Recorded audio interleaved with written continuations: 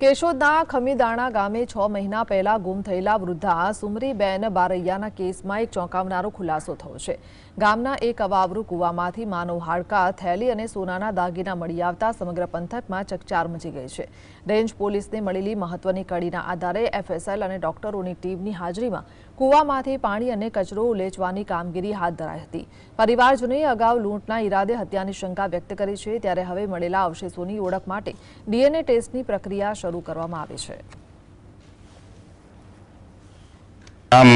મારા ભાઈ હતા, એનું નામ સુમરીબેન રામદેવભાઈ વાટી બારિયા એનું નામ હતું ને એ 8 મહિના ગુમ હતા।